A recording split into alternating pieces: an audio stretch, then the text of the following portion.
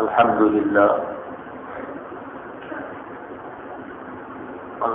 لله نحمده ونستعينه ونستغفره ونؤمن به ونتوكل عليه ونعوذ بالله من شرور أنفسنا ومن سيئات أعمالنا من يهده الله فلا مضل له ومن يضلله فلا هادي له ونشهد أن لا إله إلا الله وحده لا شريك له ونشهد أن سيدنا ونبينا ومولانا محمدا عبده ورسوله أرسله الله تعالى بالحق بشيرا ونذيرا وداعيا إلى الله بإذنه وسراجا منيرا أما بعد أعوذ بالله من الشيطان الرجيم بسم الله الرحمن الرحيم اهدنا الصراط المستقيم صراط الذين أنعمت عليهم غير المغضوب عليهم ولا الضالين آمين صدق الله العظيم اللهم صل على سيدنا محمد وعلى آل سيدنا محمد وآله وسلم اللهم صل على سيدنا محمد وعلى آل سيدنا محمد وبارك وسلم اللهم صل على سيدنا محمد وعلى آل سيدنا محمد وبارك وسلم بزرگان محترم معزز دوستوں اور ساتھیوں، گزشتہ چند جمعے قبل آپ کے سامنے صحیح راستہ اور غلط راستے کے عنوان پر بات چل رہی ہے۔ اللہ پاک نے قرآن پاک میں ایسے راستے سے دور رہنے کا حکم فرمایا جو یہود و نصارہ کا راستہ ہے۔ قرآن پاک میں اللہ پاک نے ارشاد فرمایا وَلَن تَرْضَىٰ عَنكَ الْيَهُودُ وَلَا النَّصَارَىٰ حَتَّىٰ تَتَّبِعَ مِلَّتَهُمْ، ہرگز یہود و نصارہ تم سے اے مسلمانوں راضی نہیں ہوں گے جب تک کہ تم ان کی ملت یعنی ان کے مذہب کو اختیار نہ کرو۔ ایک اور حدیث جناب رسول اللہ صلی اللہ علیہ وسلم کی نظر سے گزری، دجال کے دنیا میں آنے سے پہلے اللہ کے نبی نے فرمایا کہ دجاجلہ آئیں گے۔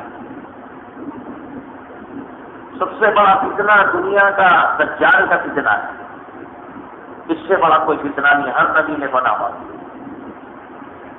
اس کی وجہ یہ ہے کہ تھوڑی تھوڑی باتوں میں ایمان چلے جاتا ہے، تو دجال کو تو وہ طاقت دی جائے گی کہ ابر کو بلا کر بڑھا دے، زمین سے خزانوں کو نکلوا دے، کسی کو آرا چلا کر دو ٹکڑے کر کے پھر اس کو زندہ کر دے، قبروں سے مردوں کو زندہ کر دے۔ خدائی طاقتیں اس کو ملیں گی، خدائی طاقتیں اس کو ملیں گی۔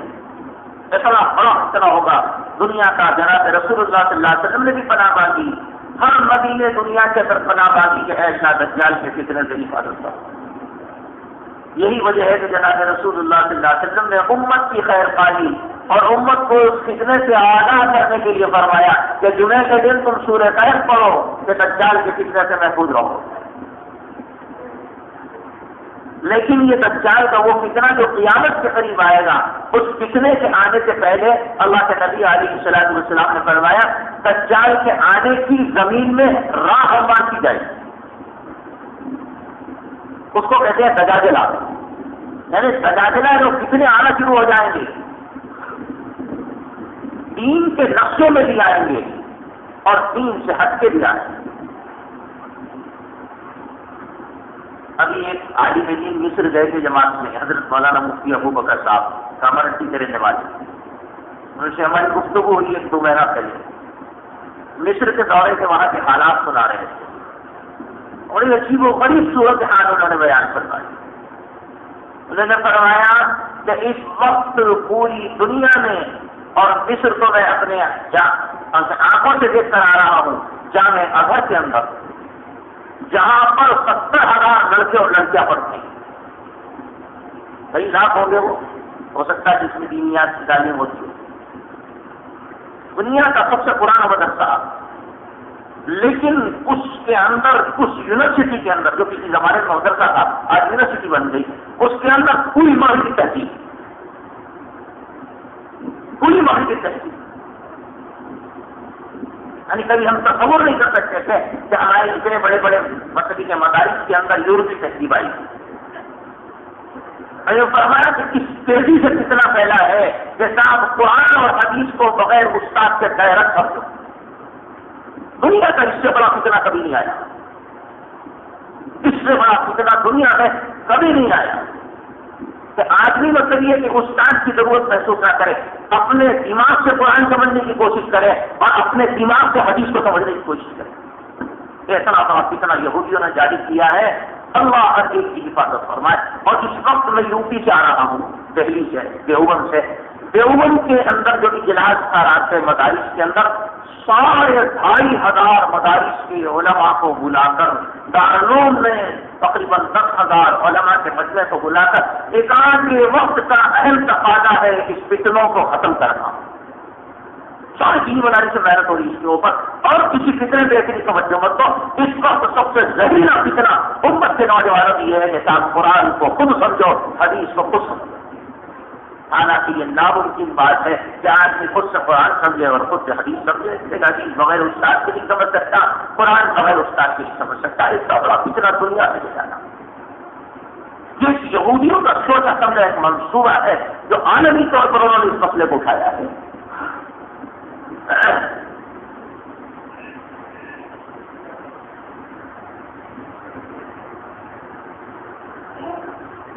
تو تجادلہ کی جو مطلب یہ ہے کہ قیامت سے پہلے، یعنی دجال کے آنے سے پہلے اس دنیا کے اندر، اور اس کا اس وقت ہیڈ کوارٹر امریکہ بنا ہوا ہے۔ وجہ یہ ہے کہ اس وقت آج سے 30 سال پہلے حکیم الاسلام حضرت قاری سید صاحب رحمۃ اللہ علیہ کو امریکہ کی دعوت پہ بلایا گیا تھا تقریب کے لیے، 1 مہینے کی دعوت پر۔ حضرت کے وہاں پر جگہ جگہ بیانات ہوئے، اور اس کے بعد جب حضرت تشریف لائے تو ہمارے طالب علم کا دور تھا، سب نے درخواست کی کہ حضرت امریکہ کے کچھ تاثرات بیان فرمایا، دارالعلوم کے اندر سارے طلبا کو جمع کیا گیا، حضرت نے وہاں کے تاثرات بیان کروائے۔ ایک جملہ مجھے اچھی طریقے سے یاد ہے، 30 سال پہلے بچپنے کی عمر کی، ایک جملہ حضرت کا اس وقت یاد ہے۔ حضرت نے فرمایا تھا کہ امریکہ میں جتنا عروج ہونا تھا ہو چکا ہے، اب سوائے زوال کا انتظار، جتنا عروج ہونا تھا ہو چکا ہے، یہاں بیٹھ کر وہاں کے حالات نہیں سمجھے جاتے۔ تو ظاہر بات ہے کہ دجال کے آنے سے پہلے جو تجادلہ آئیں گے کیسے ہوں گے، وہ یعنی کیسے فتنے ہوں گے؟ ان فتنوں کا مقصد یہ ہوگا کہ امت مسلمہ کے دل سے ایمان کو نکالا جائے۔ لیکن وہ دجال کے فتنے کا مطلب کیا ہوگا؟ یہ مسیح دجال آئے گا تو دجال کے سے پناہ مانگنے کا جو حکم آیا اور ہر نبی نے حفاظت کی دعا کروائی ہے، مجھے کیا ہے اس کے پاس ایسی طاقتیں ہوں گی، آدمی کا دماغ خراب ہو جائے گا۔ بھائی وہ طاقتیں جو اللہ کی طاقتیں ہیں، جب اللہ پاک اس کو وقتی طور پر وہ طاقتیں دجال کو دیں گے اور ایمان والوں کی آزمائش کے لیے دیں گے، تو کچا ایمان والا تو جھٹکے میں ختم ہو جائے گا، کچا ایمان والا تو جھٹکے میں ختم ہو جائے گا، اور جس کا پکا ایمان ہوگا وہ کسی صورت میں ماننے کے لیے تیار ہے۔ آج مسئلہ میرے نزدیک اور کسی چیز کا نہیں ہے، مسئلہ تو اس وقت امت کے ایمان کا مسئلہ ہے۔ ہم اور آپ جمعہ کی تقریر سن لیتے ہیں، لیکن میں بھی ریل میں گزشتہ دیکھ رہا تھا، میں نے کہا ایک ریل کا دورہ تو لگا ہے، اندر سے ڈبوں کو دیکھنا چاہیے۔ رات کا وقت تھا، 10 بجے کا، کوئی ڈبہ ایسا نہیں تھا جس کے اندر لیپ ٹاپ تھا، ہر لڑکی کے ہاتھ میں، ہر لوگ کوئی ڈبہ۔ میں نے اپنے ساتھیوں سے کہا چاچی ہے کہ رات کے 10 بج رہے ہیں اور سونے کا وقت ہے اور دن کا پتہ نہیں کیسا گزرا ہوگا، کوئی لڑکی اور کوئی لڑکا جس میں ایسا نہیں تھا جس کے پاس پتہ کہ وہ جو مناظر ہوتے ہیں وہ مناظر نہ دیکھ رہا۔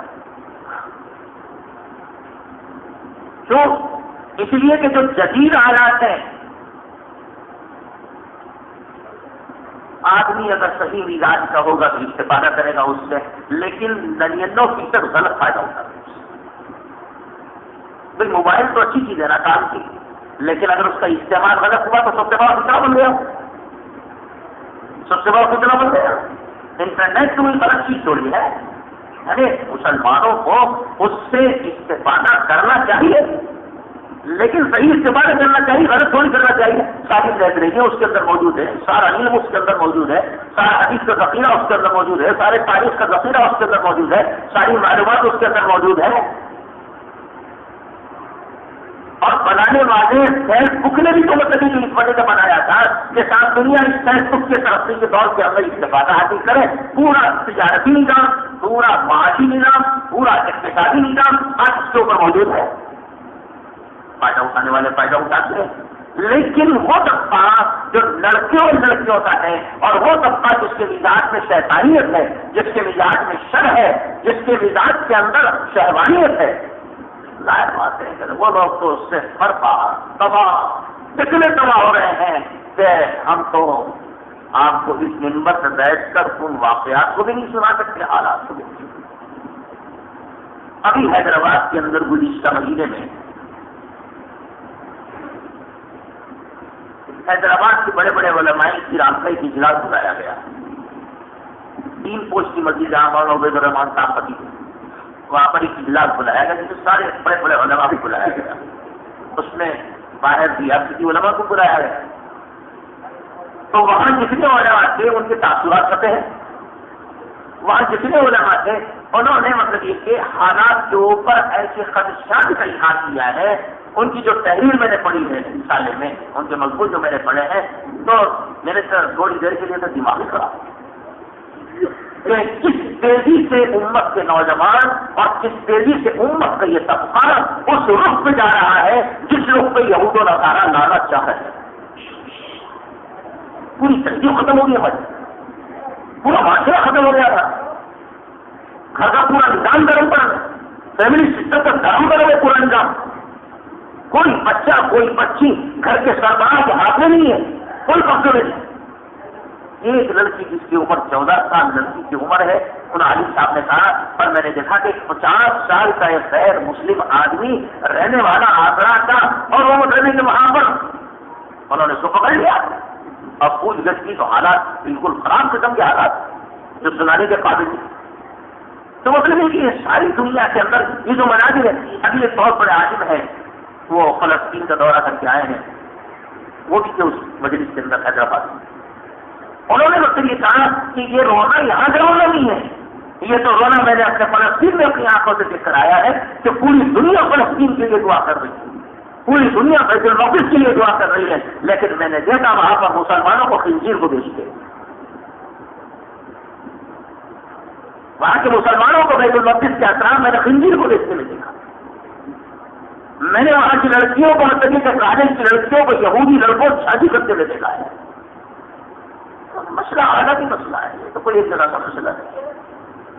مطلب یہ ہے کہ دجال کے آنے سے پہلے وہ دجاجلہ کی جو جناب رسول اللہ صلی اللہ علیہ وسلم نے پیشین میں فرمائی ہے کہ اس دنیا کے اندر دجال کے آنے سے پہلے دجاجلہ آئیں گے اور فتنے آئیں گے، تو معلوم ہے کیا لے کر آئیں گے؟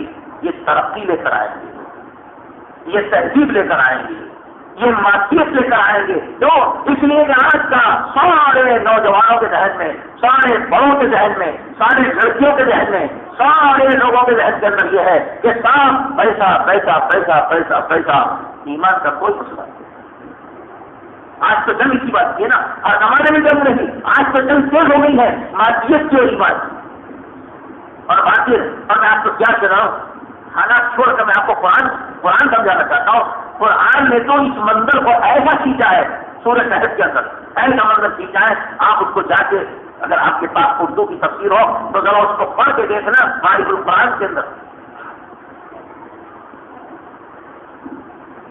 وَضْرِبْ لَهُم مَثَلَ الرَّجُلَيْنِ جَعَلْنَا لأحدهما جنتين من أعناب وحفظناهما بنخل وجعلنا بينهما زرعا كلتا الجنتين آتت أكلها ولم تظلم منه شيئا وفجرنا خلالهما نهرا وكان له ثمر فقال لصاحبه وهو يحاوره أنا أكثر منك مالا وأعز نفرا ودخل جنته وهو ظالم لنفسه قال ما أظن أن تبيد هذه أبدا. پورا رکو ہے جس میں اللہ پاک نے ایک دو بات والوں کا قصہ بیان کروایا. ایک بات والا جس کا ذہن واقعیت کا تھا, جس کا ذہن پیسے کا تھا, اور ایک بات والا جو اس کا دوست تھا, اس کا ذہن ایمان کا تھا, اس کا دل اللہ کو ماننے کا تھا. ماننے والا یہ بھی اللہ کو تھا اور ماننے والا وہ بھی اللہ کو تھا. لیکن قرآن نے صرف کوئی بت پرستی کا ذکر نہیں کیا. اس قرآن کی آیت میں صرف بت پرستی قرآن پاک نے کہا, اس کو مشرک کہا, حالانکہ وہ شرک نہیں کرتا تھا. وہ جو باغ والا تھا وہ شرک نہیں کرتا تھا. مشرک صرف اس قرآن بنیاد کے اوپر کہا کہ میرے پاس باغ ہے, کھجور کے باغات ہیں, انگور کے باغات ہیں, بہترین قسم کی نہر ہے, اور میں سمجھتا ہوں کہ یہ کبھی ختم ہونے والے نہیں ہے. اور اس نے ایک جملہ یہ کہا تھا, میرے پاس دیکھو میں کیسی عزت والا ہوں, میرے پاس کتنے لوگ میرے چکر لگا رہے ہیں مال کی وجہ سے, اور دیکھو میرے پاس کتنا زیادہ مال ہے, رکھنے کے لیے جگہ نہیں ہے, اور دیکھو میری عزت لوگوں میں کیسی ہے اس مال کی وجہ سے. میرے دوست احباب بھی ہیں, نہریں ہیں, باغات ہیں, انگور ہے, کھجور ہے, باڑے ہیں, سب کچھ ہے. ایسا باغ کے ساتھ میرا باغ دیکھتے چلے جاؤ, اور میرا خیال یہ ہے اس باغ کے اوپر کوئی حالات آنے والے نہیں ہیں, ہمیشہ ہمیشہ باغ ایسا رہے گا. اور میرا اپنا خیال یہ ہے کہ یہ باغ ہونا یہ میری صلاحیتوں کی وجہ سے ہے, اس کے اندر کسی کا کوئی دخل نہیں, کسی کو صرف کام کرا. قرآن نے اسی کو صرف کہا ہے کہ وہ سمجھا کہ میری محنتوں کا نتیجہ ہے, یہ تو میرے دماغ کا نتیجہ ہے, میری صلاحیتوں کا نتیجہ ہے. میں اتنا بڑا مقصدی کا مالک بنا ہوں, یہ میری دماغ کی صلاحیتوں کی وجہ. قرآن نے اسی کو مشرک کہا ہے. اور دوسرے دوست نے کیا کہا, اس نے کہا یہ کام ولولا اذ دخلت جنتك قلت ما شاء الله لا قوة الا بالله. ارے جب تو اپنے باغ میں داخل ہوا تو انہوں نے یہ کیوں نہیں کہا یہ سب کچھ اللہ کی طرف سے ہے, یہ کیوں نہیں کہا, یہ تو اللہ کی طاقت کی وجہ سے تیری کیا صلاحیت ہے. اور کہنے والے قرآن نے جو نقل کیا ہے, قرآن نے نقل کیا ہے کہ تو یہ سوچ کہ تیری پیدائش میں نطفہ نطفے سے ہے, مٹی سے تو پیدا کیا گیا, نطفے سے تو پیدا کیا گیا, تیری حقیقت تو مٹی اور نطفہ ہے. اور اتنا شاندار انسان جب تو اپنے وجود میں اللہ کا محتاج, جب تو اپنے بڑے ہونے میں اللہ کا محتاج, جب تو اپنے کھانے پینے میں اللہ کا محتاج, تو یہ باغ میں تو اللہ کا محتاج کیوں نہیں ہے, یہ بھی تو اللہ کا محتاج ہے. تو دوسرے نے سمجھایا تو یہ کہتا اس کی بجائے کہ اللہ کی نعمت ہے, اللہ کا شکر ہے, یہ اللہ نے نعمت سے نوازا ہے. اسی وجہ سے ہمارے اکابر بڑی عجیب و غریب بات یاد فرماتے ہیں. ہمارے استاد محترم حضرت مولانا شاہ جمال الرحمن صاحب دعوت برکات کرواتے ہیں. لوگ اپنے گھر کے اوپر لکھتے ہیں ہذا بالفضل ربی, ہر گھر میں رہتا ہے ہذا بالفضل. اتنی مظلوم آیت دنیا میں کوئی چیز نہیں ہے, اتنی مظلوم آیت دنیا میں کوئی چیز نہیں ہے جو ہر گھر کے اوپر سود سے بنا ہوا ہو تو ہذا بالفضل ربی, رشوت سے بنا ہوا بھی ہو تو ہذا بالفضل ربی, غلط کمائی سے بنا ہوا بھی ہو تو ہذا بالفضل ربی, کسی کو لوٹ کر کوئی بلڈنگ بنایا ہو تو ہذا بالفضل ربی. اللہ اکبر. قرآن پاک نے تو بڑی عجیب بات ارشاد فرمائی, ہذا من فضل ربی, یہ میرے رب کا فضل ہے. ہماری حضرت فرمایا کرتے تھے استاد محترم, فرمایا کہ ہذا من فضل ربی, یہ میرے رب کا فضل ہے. بڑی اچھی بات ہے, یہ بلڈنگ تو اللہ کا فضل ہے, مکان کا ہونا بہت بڑی نعمت ہے, حلال مال سے ہو تو بہت بڑی نعمت, اللہ کی طرف سے بہت بڑی نعمت ہے. انسان جس کو ذاتی مکانوں کے کا سکون ملتا ہے, بہت بڑی نعمت ہے. لیکن یہ ہے کہ جب یہ میرے رب کا فضل ہے تو گھر میں کون سا فضل ہے؟ حضرت نے فرمایا ہمارے گھر میں ناچنا فضل ہے چاہیے, گھر میں یہ ٹی وی فضل ہے چاہیے, گھر میں نماز نہیں پڑھنا فضل ہے چاہیے,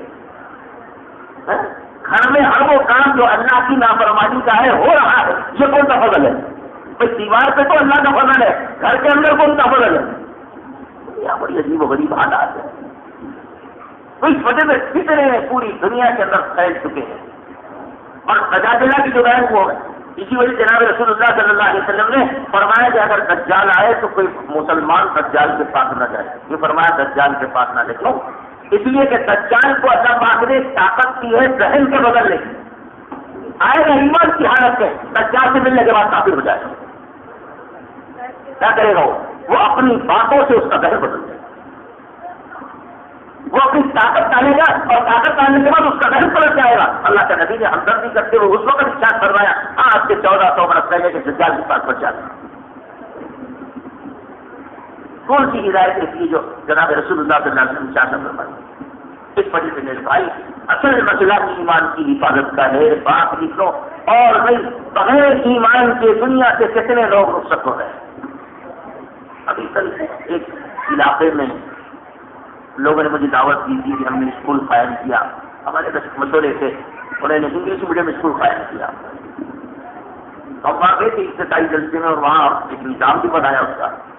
بچوں کے اوپر ٹوپی ہو، چاہے پینٹ بشرٹ ہو تو ٹوپی ہو، نماز کی پابندی ہو، نماز کا حال ہو، لڑکیوں کا کوئی اسٹاف ہو، پڑھانے والی پابند ہو، صوم و صلاۃ کی ان کے پاس روزانہ تعلیم ہو، روزانہ حدیث کی تعلیم ہو مدرسے کے اندر، اسکول کے اندر. یہ سارا کا سارا نظام بنا ہوا ہے. 1 سال ہو گیا تو انہوں نے کہا کہ آپ امتحان لینے کی تیاری ہے. ہم لوگ امتحان لینے کے لیے کر رہے تھے.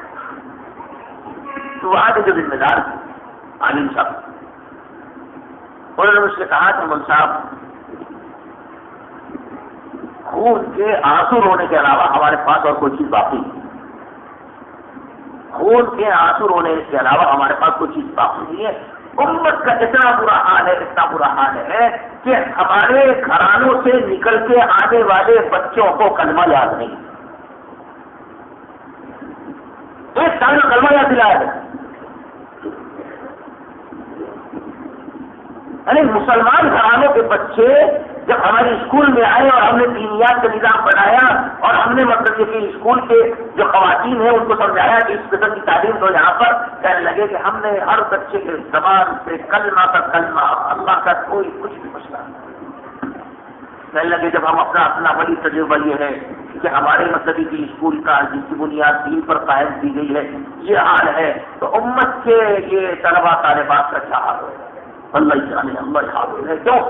گھر میں تربیتی نظام کچھ بھی نہیں، اللہ کا نام نہیں، اللہ کے نبی کا نام نہیں، سیرت کا کوئی پیغام نہیں، قرآن کا کوئی پیغام نہیں، حدیث کا کوئی پیغام نہیں. امت ہمارے خالی شیطان کے اڈے بج گئے. اس وجہ سے بہت ہی فکر کی بات ہے کہ اپنے مسئلے کے بارے میں اور اپنی نسلوں کے بارے میں ایمان کے مسئلے کو سوچیں.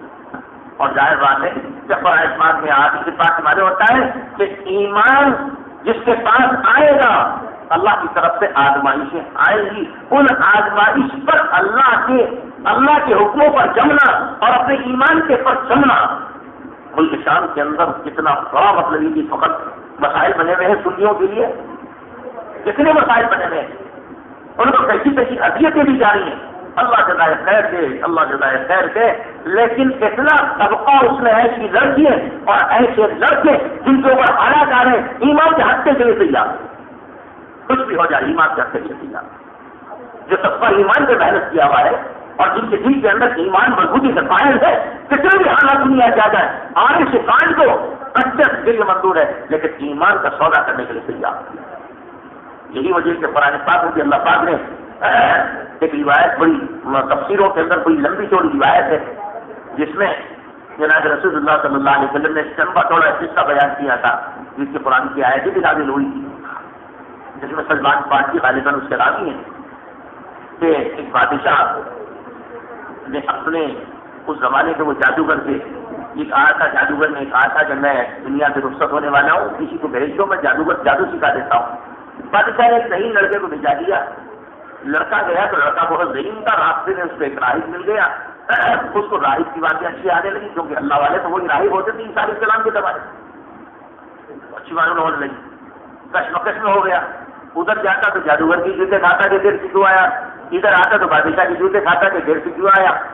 تو ہوا یہ کہ اس نے راہب سے کہا، راہب نے کہا کہ تو ایسا کرنا کہ اگر یہ کہے تو کہنا کہ وہاں دیر ہو گئی اور یہ کہے تو کہنا کہ یہاں دیر ہو گئی. اور جادوگر کے سیکھنے میں دیری ہو گئی اور چلتے رہی بات.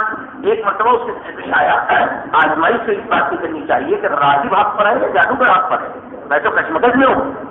ایک اور خوفناک ایک جانور نظر آیا تو اس نے ایک پتھر لیا اور اللہ سے یہ کہا کہ یا اللہ اگر یہ راہب حق کے اوپر ہے تو میرے اس پتھر سے یہ جانور مر جائے، اور اگر جادوگر حق پر ہے تو نہ مرے۔ اس نے پتھر لے کے مارا اور جانور ڈھیر ہو گیا اور مر گیا۔ کہنے کے لیے راہب حق پہ راہب کے پاس چلے گیا۔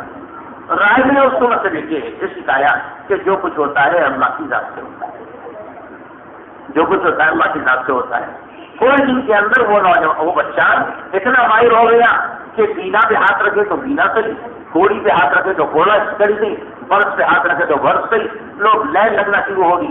بادشاہ وقت کے خاص آدمی کو معلوم ہوا تو وہ بھی آ گیا، اس نے کہا کہ بھائی مجھے بھی صحیح کر دو۔ اس نے کہا صحیح تو کر دوں گا لیکن مسئلے کے بادشاہ کے پاس جا کے مت کہنا۔ لیکن ہوا یہ کہ وہ نابینا تھا، اس نے ہاتھ پھیرا، اللہ کا نام لے کر وہ صحیح ہو گیا۔ بادشاہ کو معلوم ہوا، بادشاہ نے کہا کہ میری بینائی کیسے آ گئی واپس؟ اس نے کہا کہ وہ فلاں جگہ بچہ ہے، اس نے ہاتھ پھیرا صحیح ہو گئی۔ کہنے لگا اس کو بلا کے لے کر آؤ، اس کو بلا کے لے کر آؤ۔ بچہ بھی آ گیا اور وہ بھی آ گیا اور وہ جادوگر کو بھی بلا دیا تھا اور راہب کو بھی بلا دیا گیا۔ تو اس لیے کہ بچے کو جب ایزائیں دینے لگی بچے نے راہب پر ہاتھ کھول دیا، راہب بھی آ گیا، وہ بادشاہ کا وہ قریبی آدمی بھی آ گیا اور بچہ بھی آ گیا۔ بادشاہ نے اب آزمائش شروع ہوئی، ایمان کے بعد آزمائش کا لازم ہے قرآن میں ہو۔ اب آزمائش شروع، اس نے کہا کہ مجھے رب مانو، میرے عالم میں کون نہ بول سکتا ہے؟ اللہ کے پروردگار عالم سونے تھے۔ اچھا، اس نے کہا آرا لگا کاٹو، ایک کو کاٹ دیا، ختم ہو گیا۔ بادشاہ کا قریبی آدمی کو ختم کر دیا۔ دوسرے کو بلایا راہب کو، کہنے لگا کون ہے؟ میں ہوں، اللہ ہے، کوئی اور ہے؟ کہنے لگا اللہ تو اوپر والا ہے، تو نہیں ہے۔ اس کو بھی کاٹ دیا، وہ بھی ختم ہو گیا۔ بچے نے کہا کہ تو مجھے مانتا نہیں مانتا رب؟ کہنے لگا میں تجھے نہیں مانتا، میرا رب تو اللہ ہے، وہ ایک ہی اللہ ہے، باقی کوئی نہیں ہے، میرے ہاتھ سے اسی نے چھپا رکھا ہے اور مجھے کوئی طاقت مار بھی نہیں سکتی ہے، اس لیے کہ اللہ کی طاقت میرے ساتھ ہے۔ اچھا، اس نے کہا اپنے حواریوں کو بلا کر پولیس والوں کو پہاڑ پہ لے جاؤ، دھکا دے کے مار دو، ختم ہو جائے گا۔ پہاڑ پہ جتنے لوگ گئے تھے پولیس والے وہ سب مار گئے، بچہ سر مار گئے، پریشان۔ اس نے کہا اچھا تو بچ گیا؟ چلے گا، اللہ نے بچا دیا۔ اور غصہ آیا اس کو، اس نے کہا اچھا کشتی میں لے جاؤ، اس کو سمندر میں غرق کر دو۔